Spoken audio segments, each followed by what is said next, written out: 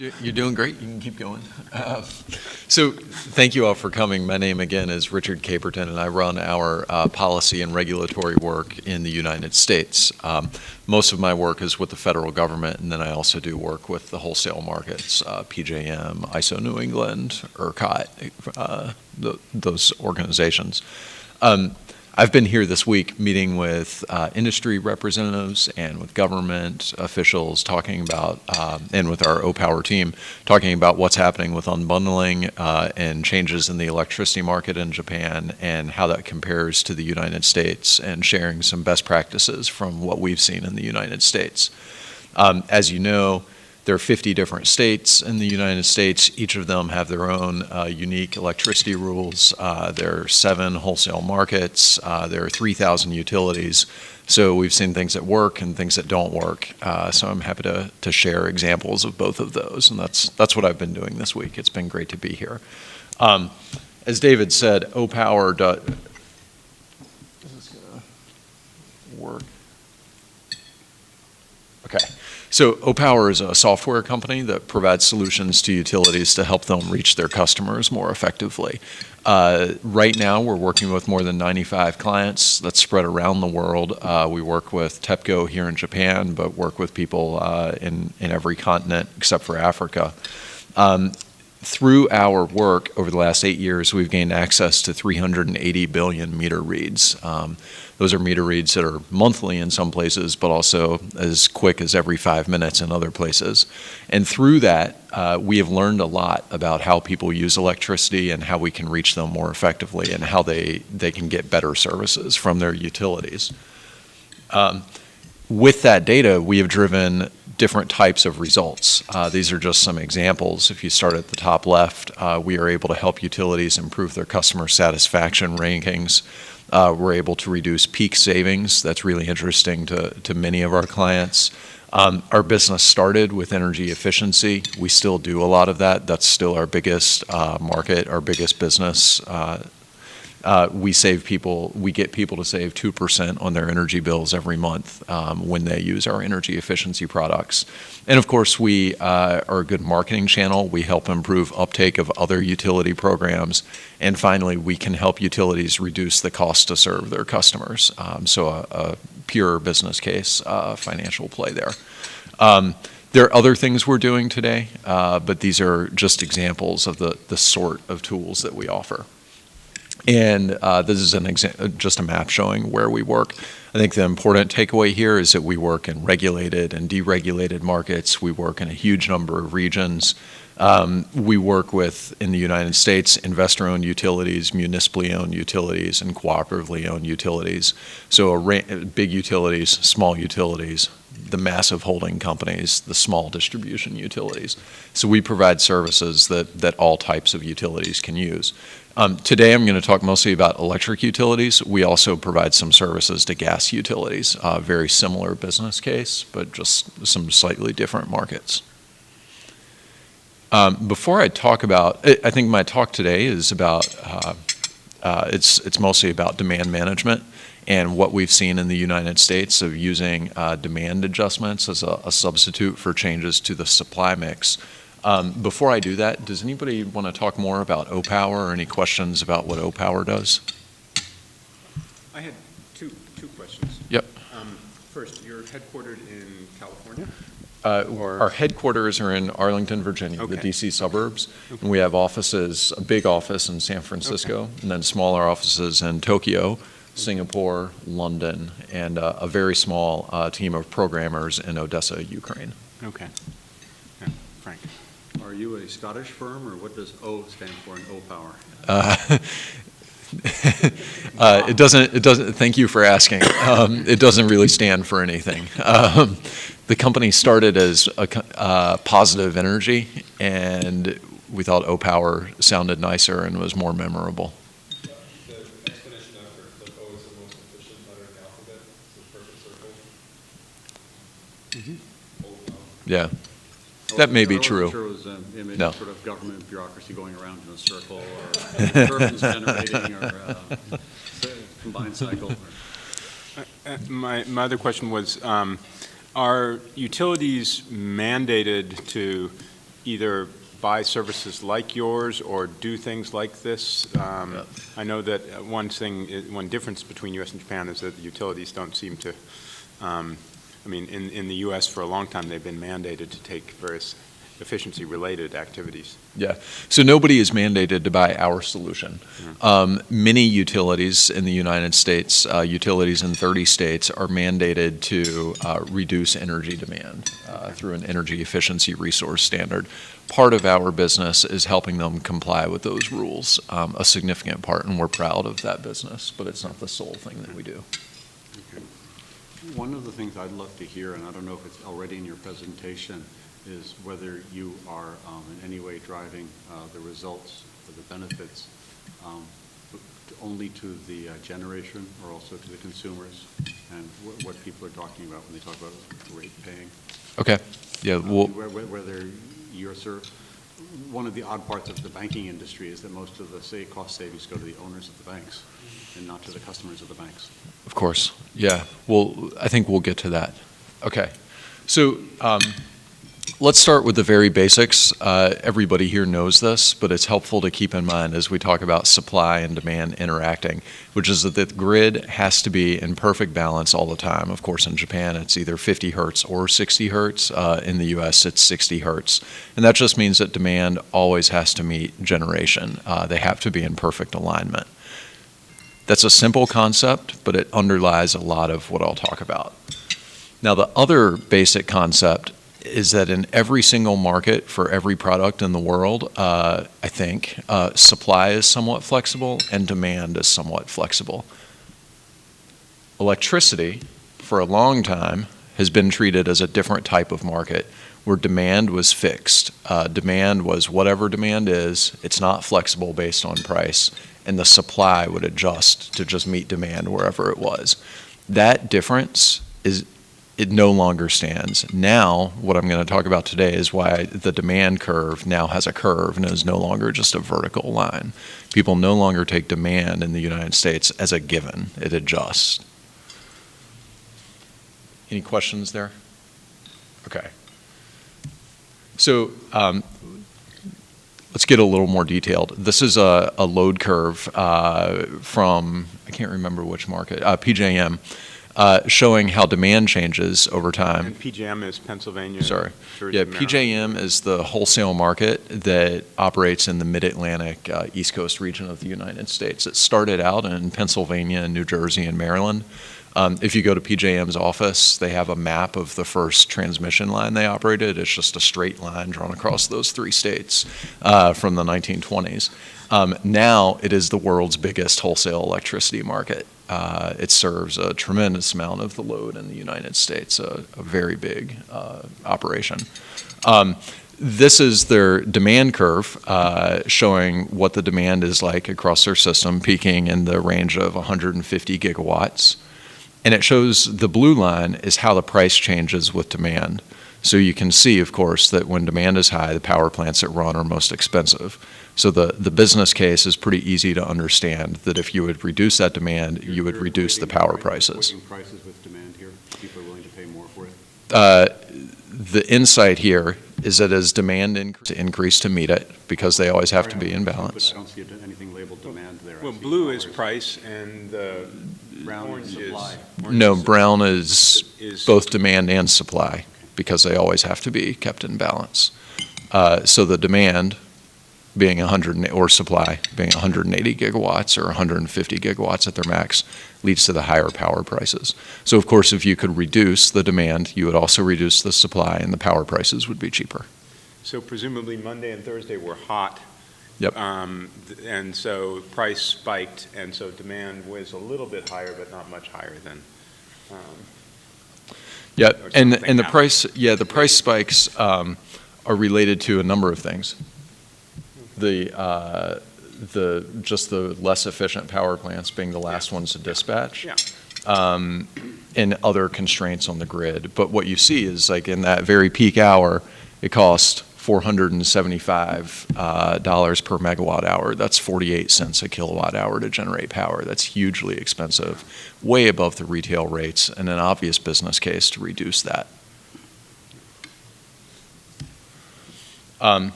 So because these fundamentals make the business case pretty clear, a number of companies have started and a number of different technologies exist now to reduce demand and make demand flexible in conjunction with the price.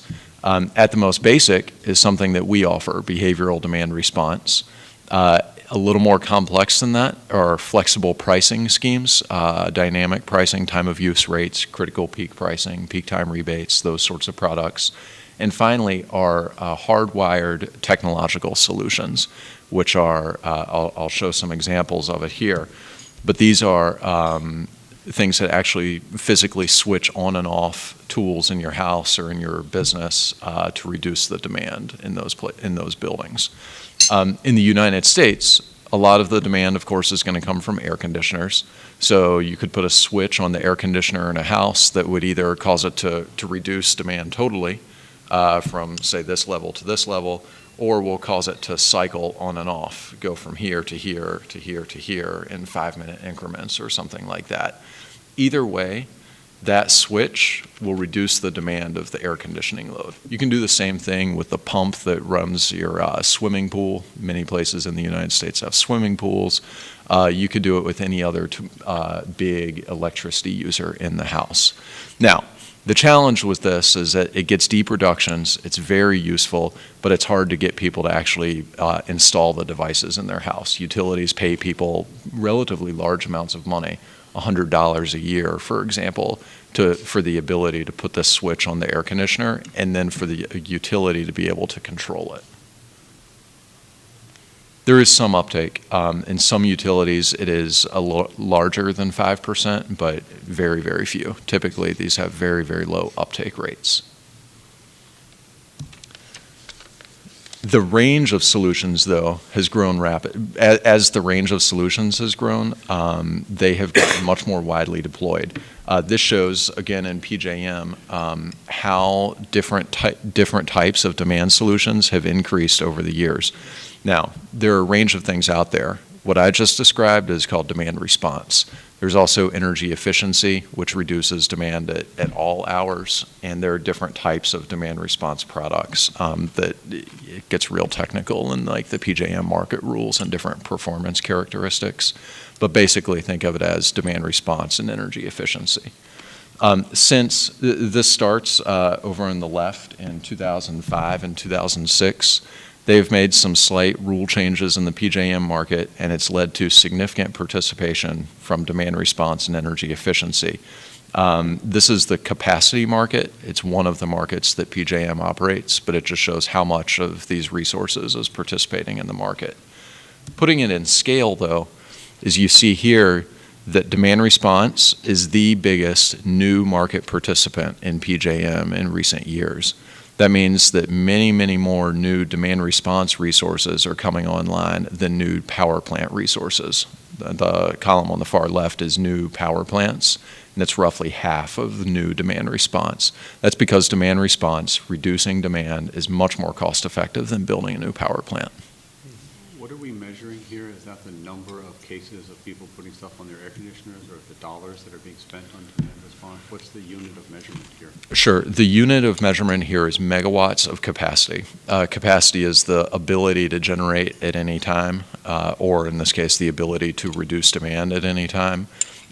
So new generation, if there are roughly 6,000 megawatts of new generation in 2017, 2018, sorry, the PJM year runs from June to May, so that's why it's got 2 years in it. That's like 10 or 15 power plants, but it's thousands and thousands of people installing demand response devices.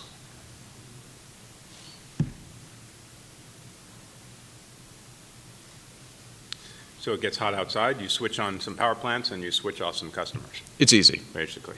Yeah. All right, so there are some benefits here. There are two benefits that we see in PJM, again, the biggest market in the world. The first is a big reliability benefit. During the polar vortex, the polar vortex was an extreme cold spell in 2013 where demand was extremely high during a time that was unexpected in the winter. Typically, peak demand is in the summer, of course, but this was an interesting time. What we saw is that a lot of power plants weren't ready to run. They were turned off for maintenance, but also there were things like the coal piles outside the power plants had frozen into solid blocks of ice, so they couldn't shovel the coal into the power plant. There were constraints in the natural gas pipelines. Some power plant technology had frozen up. So there were more power plants that were unable to run than expected. In response, the demand side was able to participate. They didn't totally expect that they would see this because demand response is typically ready to run in the summertime during those peak times. They were pleasantly surprised to see a large amount of participation of the demand side during those peak hours. The other thing is they looked at what would happen, if you go back to these auctions, if you were to take out demand response. Of course, if you take that out, then you would expect that more power plants would participate in the auction. More supply resources would clear in the auction. So the independent market monitor that does economic analytics on the PJM market estimated what the cost to market users would be if you took demand side out of the clearing price. What I have circled here is the case they ran where there were no offers for demand response or energy efficiency, so only generation would clear the market. And the difference, that's the middle number there, is that it would cost $9 billion more to run the market, the capacity market in that year, which is an increase of 124%. So significant cost savings from allowing the demand side to participate in the market. So this is what Opower does. This is just one example of the way that demand can fluctuate in conjunction with price and reduce demand. So we contract with utilities to run this service. The day before a peak event, we send, on behalf of the utility, communications to all of the utilities' customers. In Baltimore Gas and Electric, they're the only PJM utility we work with. We send communications to 800,000 customers during a peak event. We send them text messages, emails, and voice calls and tell them that tomorrow is going to be a peak day, reduce your consumption. On the peak day, we don't communicate with them, but they take some action. We've given them a little bit of advice on what they could do to reduce demand. Typically, they change their thermostat setting, but some people also run their large appliances, dishwashers and laundry machines at off-peak hours, or they just turn off the lights or take some other sort of action in their household. And then the following day, we do a post-event feedback. So we send them the same communication, same type of communication that tells them, that thanks them for helping out, for reducing their demand, tells them how they performed, reminds them that there will be other events, and thanks them in advance for helping out in the events going forward. This is different from a lot of other demand response programs. If you have signed up with an air conditioner cycling program, you don't hear anything from the utility after an event. What you see is a line on your bill a month later, and you've already forgotten if you did anything. It's a very negative customer experience. This is positive reinforcement and a more positive customer experience. Now, the result from this is that when we send that communication, people on average reduce their demand by 3%. That's small for any one household, but across 1 million households, that's a big savings. That's basically a power plant that you can substitute with consumers. We have done this in Baltimore. We've also done it in consumers. That's a Michigan utility. Vermont and Glendale Water and Power is a smaller utility in Southern California. We saw remarkably stable results last year, an average of just under 3% savings during peak hours, but as much as 5% on a very hot day in Glendale in California. So these are, Yep. I saw on the previous slide, it's opt-out, so everyone gets it, day one when the utility says everyone gets it. And Yep. So they can ask to stop being pestered. Yep. But the message is just do something, and then after the report and that report, the theory is that report is motivating them. Yeah, and they don't have to do anything. We think a lot of people do something based on like surveying and just the data analytics that we see. We think a lot of people do change their behavior. We see opt-out typically of like 2%. So there's some, but it's relatively low. And we do try to manage the customer experience. You could theoretically do this every single day. That would be annoying. So we tend to think of like 5 events per year. That's about what utilities want to see before they get really afraid of communication fatigue from the utility. It's quite modest, okay. Yeah. And there's no stick. There's no, tomorrow is a high demand day, your rates are going up, during the peak time because we're going to need to put on this 48 cent per kilowatt generation.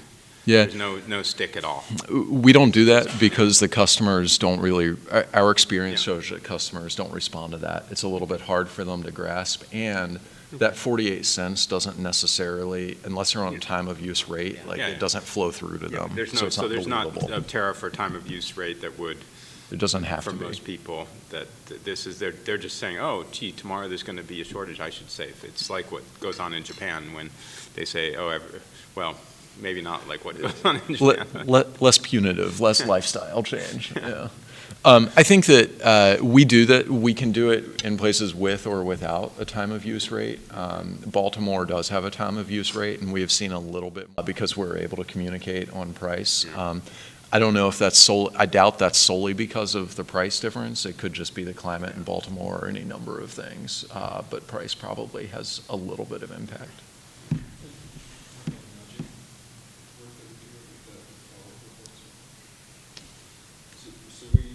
One of the things that we do is we have a whole team of behavioral scientists, so it's not just send a message. We follow up with, for example, Give you your hat here. There you go. Keep this mic. so that since they're recording this. Sure, yes. Ken Haig from Opower, Japan. So one of the things we do is when we have this follow-up message on the second day, on the day after the peak event, is we will do things like a neighbor comparison in, right? So relative to your neighbors, this is how much you saved or didn't save, right? So it's sort of these social norming nudges that give you just a little more incentive the next time around, because we'll do it again. When you get the next message, you can see how well you did relative to your neighbors the next time, and it becomes something you look forward to a little bit. Also, suggestions of ways that you can continue to save energy after the peak event, or come the next peak event. Here's some really quick and easy ways for you to do it. So we make it as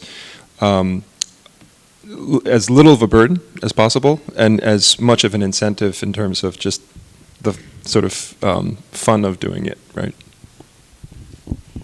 And when you say neighbors, you're not saying actually identified people nearby, you're saying comparative size, composition households, right? Yeah, it doesn't give the name and address of a specific neighbor. It's similar. We communicate it as similar households.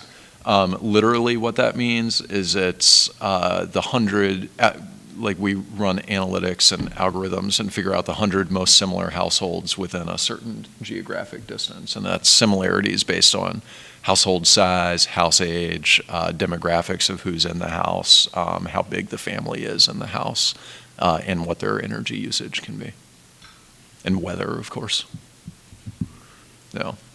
So that's what we do. There's a number of other companies out there. Happy to talk more about what we do if that's interesting, but I suspect that more interesting is some policy conversation about what enables demand response, what would be useful to see in Japan, and then I can talk a little bit about what the future holds in the United States.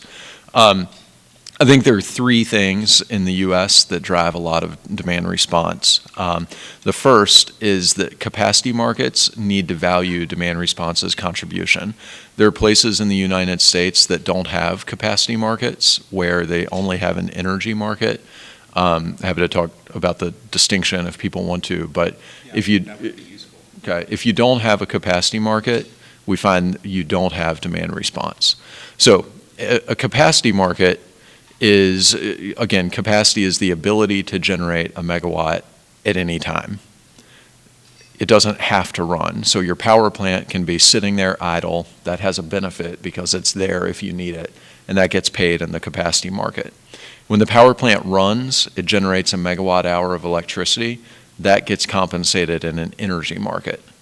Then there's also things called ancillary services markets, which are like voltage control and other grid support services.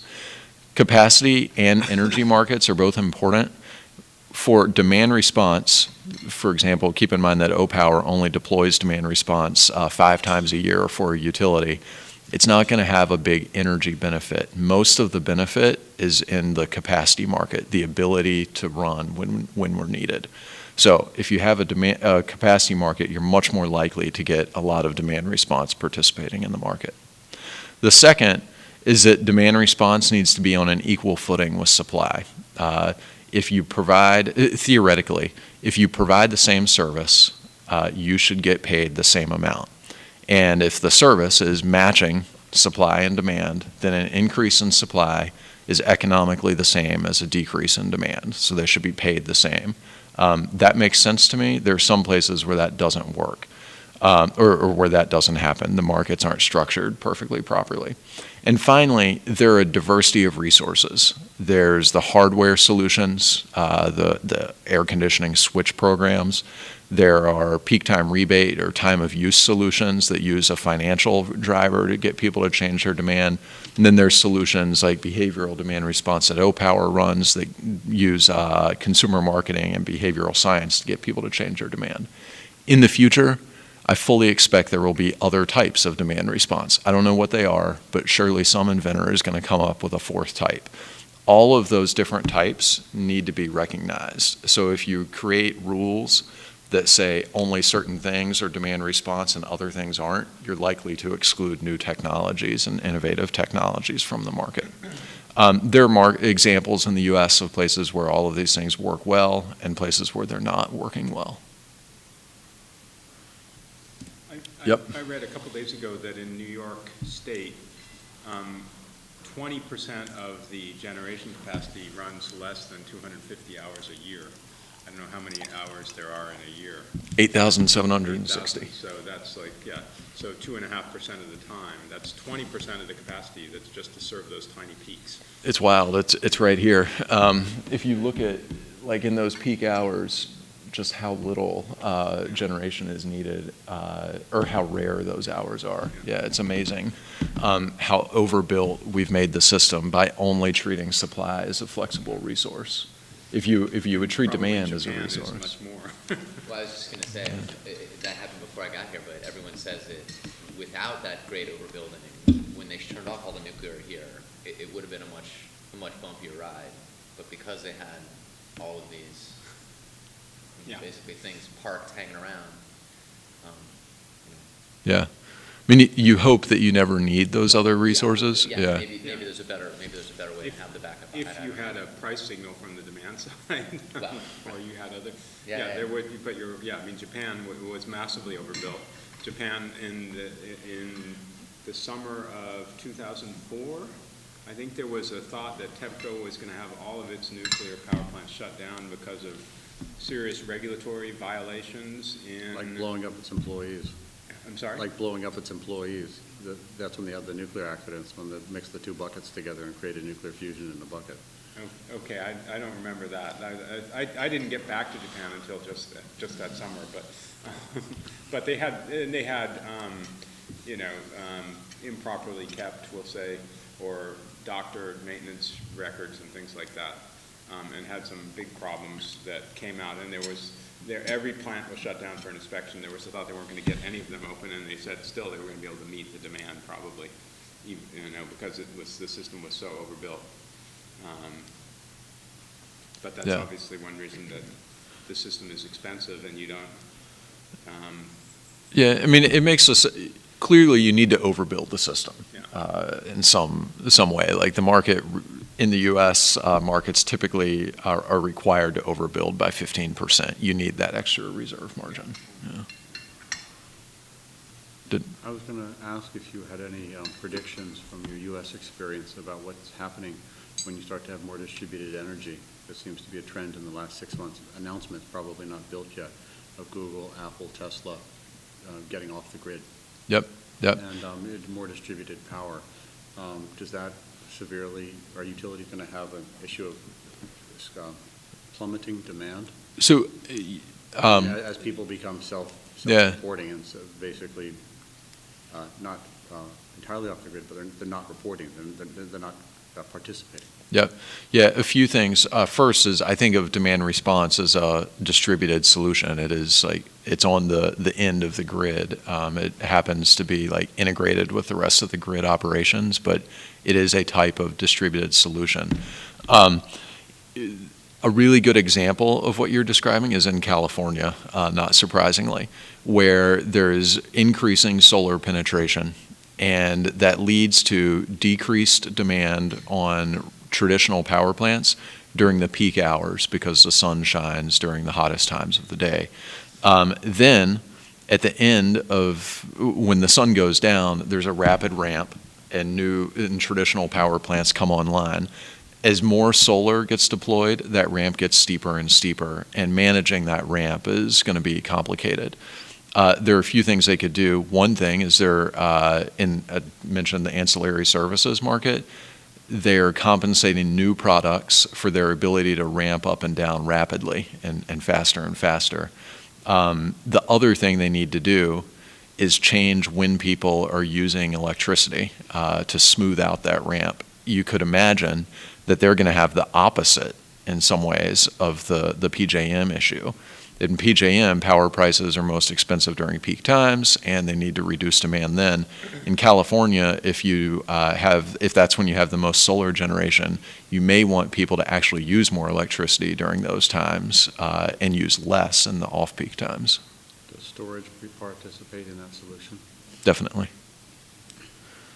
Yeah, storage is a huge opportunity. I think of all of these things are in some ways substitutes, and the economics will figure out what wins and what loses. The ability, right? If there's a functioning market, and if perfect substitutes are able to compete against each other, then the ability to build a transmission line and bring in power from a long way away should compete against the ability to reduce demand, which should compete against the ability to store power from other times of the day, which should compete against the ability of a natural gas power plant to ramp up and down rapidly.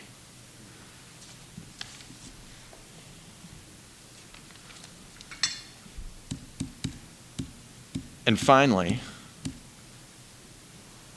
where is it? Okay. Back on track. This is what's happening with demand response in the United States going forward. Green Tech Media is a fantastic resource for new electricity technology research. They do, of course, a lot on the solar space, but they do demand management research as well. These numbers are billions of dollars for how much new demand response they expect there to be in each of these years going forward. So there's a big market opportunity, many billions of dollars over the next 10 years in the United States. The difference is that there's an upside and a base case. The base case is most likely. There are some legal issues around demand response in the United States that fortunately don't matter for Japan.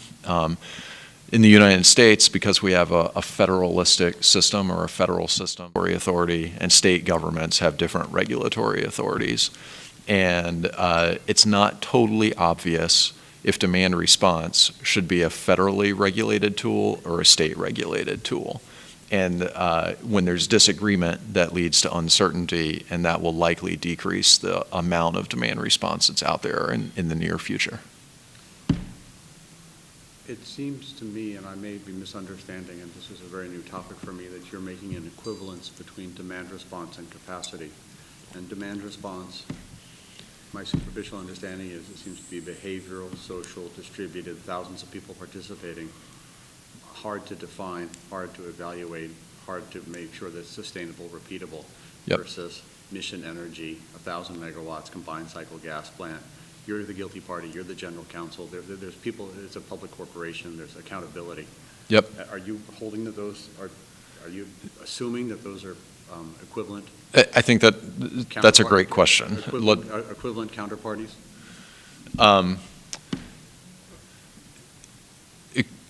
Obviously, they're not the same. Equivalent is a strong word. Now, it's a fair question. What they should do is they should both be allowed to participate in the market, and they need to be held to similar standards of accountability and performance. the way you just described demand response of thousands of distributed people that may or may not perform when asked is not how the market views demand response. They view it as there's a company that has aggregated all of those consumers, that has signed firm contracts with those consumers, that has done many examples of the projects and knows how those consumers will perform on average. They are able to bid that aggregated resource into markets, and they are faced with the exact same non-performance penalties as a generator is. So it's a little more, demand response does absolutely need to be held to rigorous standards. Now, the flip side of that, of course, is that. But who is that? Is that Opower? Is that PJM? Is it a marketer? I mean, Oh, sure. Yeah. Who's the person at the other end who's responsible? Yep. Internoc? So an example is Internoc. They're an aggregator. What they do is they work with large industrial and users to get them to reduce their consumption at peak times. Converge is a company that installs the hard switches in residential places, in houses, and they aggregate those resources, and they're a market participant. They sell those resources in the markets. Opower is not a market participant. We are hired by utilities to run a demand response program, and then the utility that's hired us is the market participant, and they sell that resource into the market. So they are the party that is held to the legal standard. Fundamentally, they're both types of capacity, and they need to both perform. The flip side of that, of course, is that power plants don't always perform. You know, it's if your coal pile is frozen solid and you can't put it in the power plant, like, you're not performing. And they need to be held to high performance standards as well, and that's key to grid reliability. Strike on your gas cogen plant, it does happen. Yeah. Or you've got 50 nukes that are shut down for 4 years straight, you know. Yeah, yeah. That's a big rate base that isn't performing, for example. Yeah. Well, yeah. Yeah. Yeah. So that's the United States situation. We have done some analytics and figured out what we think we could do in Japan. If we served 20 million households through a utility in Japan, we could reduce peak demand by 458 megawatts. That's assuming that we get similar types of response as we do in the United States, which I think is a fair assumption based on the experience in Japan. And it adjusts for the amount of peak usage that, or for the amount of energy that consumers use during peak times in Japan. So obviously Japanese consumers use less energy than Americans do. 458 megawatts that's real resource. Like, that is a few small natural gas power plants. So there's a huge untapped potential in Japan's consumers that we would love to tap. So that's what I have. I think we've had a lot of conversation already, but if there are more questions, let's talk it through. 20 million, is that essentially that sounds like kind of the TEPCO area. I don't know how many consumers there are, how many electricity consumers, households and total in Japan. There must be 50, 60, 70 million out of a population of 125 million. I don't know what there would be, but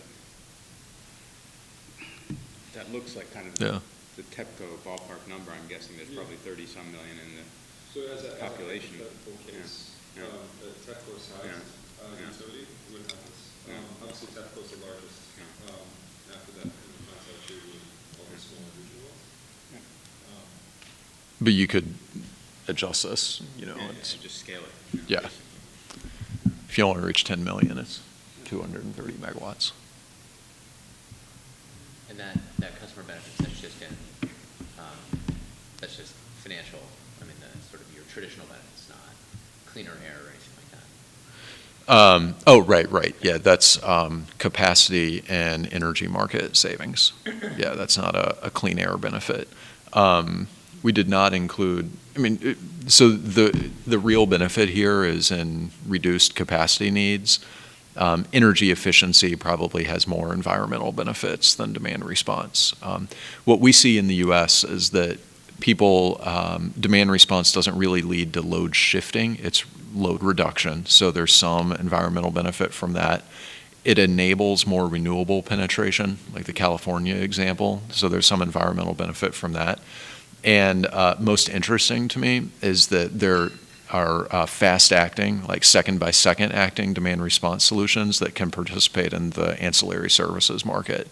That market today is filled with natural gas power plants that are running and not doing anything with the power. So if you turn those off, there's a huge environmental benefit. It's sort of wacky, right? Yeah, like, there's your mind. Yeah. There's not a huge number of them, but they're out there. Yeah, and you understand why, but still. Yeah, they need to second by second match the supply and demand, so, And it's in, yeah. looking at this chart, you've got 458 megawatts and 16 gigawatt hours, so roughly 35 hours is what you're talking about, so less than 1 hour a week of reduction. But again, if you go to that New York case and say that this is, this could be the last 10% of generation or something, or the last 5% of generation that you're not needing. We did this based on doing a few more events per season in Japan. This is based on 8 events per season and 5 hours per event. You could flip the math on that and do 5 events at 8 hours each, but 40 hours. Yeah, and there's a large number of power plants that only run that much. Yeah. Is the Opower, what you sell to utilities, is it an ongoing service? Like, is Opower the one that's pinging and customizing and all that, or is it a one-time sale? Like, here, utilities, you can craft your message, you can control your customer. Yeah. So literally what they buy, and add on as you see fit, literally what they buy is a license to use our software for a predetermined amount of time. Now, we also help them use the software. It's a cloud-based software solution that runs data analytics in real time, and they are able to use it for a number of different things. One thing they can use it for is behavioral demand response. So there's a lot of other things we can do. For example, if you have smart meters, we can look at hourly energy usage and predict when somebody is on track for a higher than expected bill. We trigger communications with that. The software tool sends emails or text messages, tells them they're going to get a higher bill than expected, gives them some tips that increases customer satisfaction.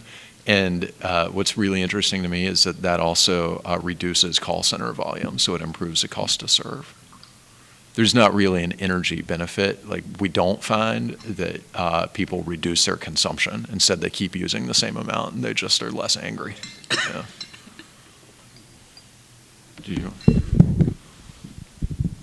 So in Japan, we like to say we do the full Pdca cycle. It says that the plan, do, change, action. What is this example? Check action. Thank you. Check. So the check part is the other part that we offer too. So we have a whole team of data analytics and behavioral science team that's looking at whether, in fact, the intended effects that the sort of tools that we're using are being achieved.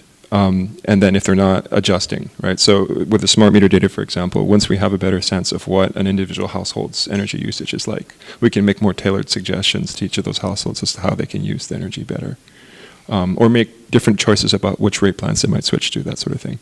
But those kinds of suggestions are sort of added and tested and then changed over time. Yeah. If I could just add one other thing on analytics, Frank, to your earlier question about market participation.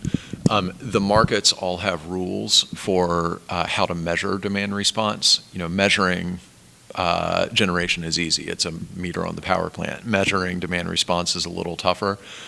There's statistical methods that every market has approved.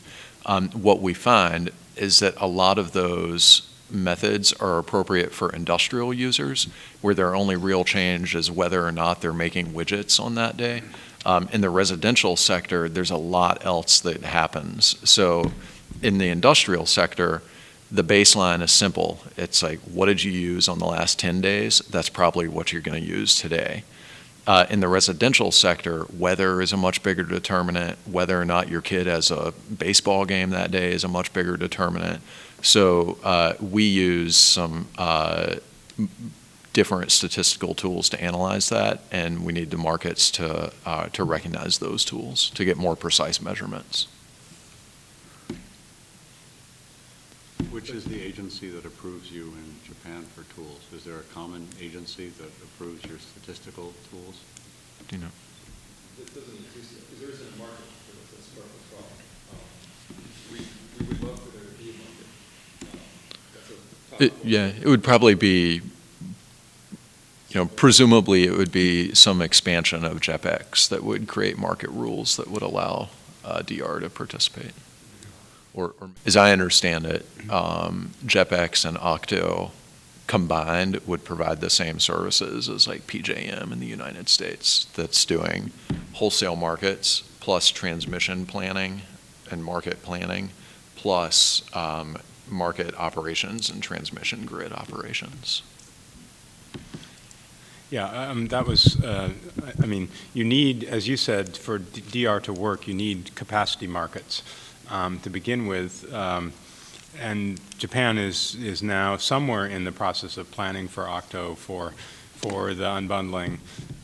Do you have a sense of how far along they are and whether they're going to have a capacity market? And I mean, what we heard from on Monday at this renewables roundtable from Peter Wigand is you need all of these markets, and they need to be sending the right price signals. Otherwise, when you do this sort of deregulation, you don't get a good result.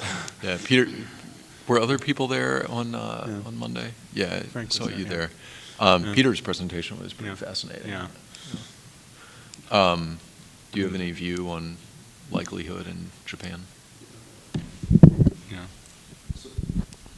So I think there's a lot of question marks still. I mean, the one thing that we have heard clear signal on is that they do want to develop what they call a negawatt trading scheme, right? So some idea that you could trade demand and get a return on investment in that. And that currently they're envisioning the model where you would get aggregators to get commitments from large end users, right? And then when needed, activate those commitments. The issue for us there is we think that's a real wasted resource. Richard just talked about how much you can get out of residential. So it requires a different model of demand response. One of the things that we're trying to encourage thinking on here is that you want a technology neutral, system neutral market for these. And so what form that market will take, I think, is a big question mark. Maybe this is where we're trying to give some ideas of best practices. This is someone contracting with the big steel factory to, on X days or X hours notice, shut down and get paid for shutting down.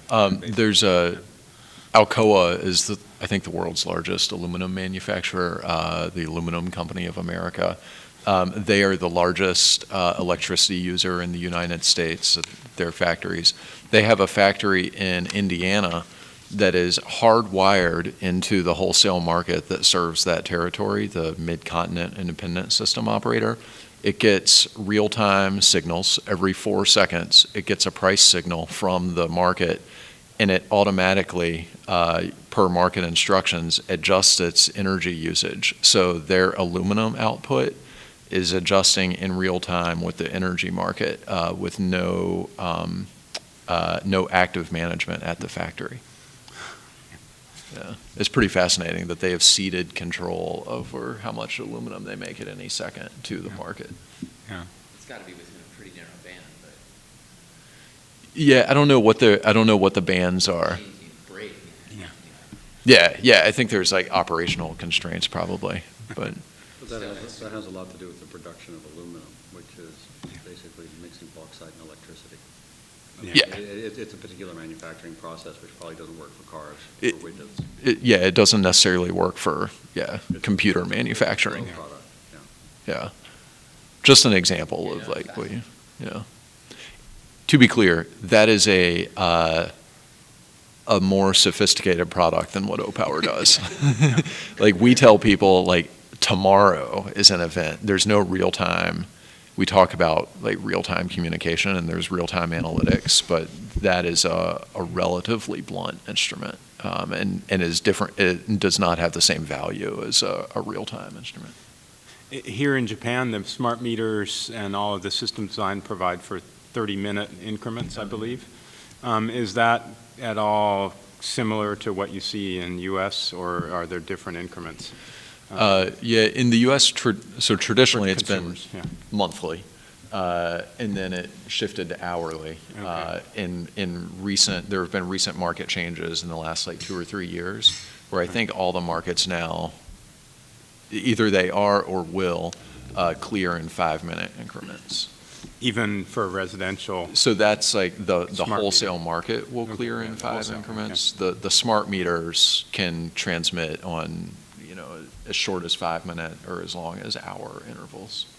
Depending on the, We see, I don't think there are Market. any examples of electricity prices to consumers, electric rates, changing on anything less than an hourly basis. okay. Yeah, and that changes, that's different in all 3,000 utilities. Yeah. Because one interesting thing about Japan is there probably will be a nationwide standard, and so as a market opportunity for someone who has a service or a hardware product, it actually could be very attractive just from the perspective of a large standardized, even if you need to customize everything for Japan, that once you've done it, and maybe you need to, if you're a hardware, if you need 50 and 60 hertz products, but it's actually a pretty large market compared with a fairly balkanized, industry in the U.S. Yeah, it's a much more concentrated industry. Yeah. I think we're at Yep. 9:20. Okay, that's fantastic.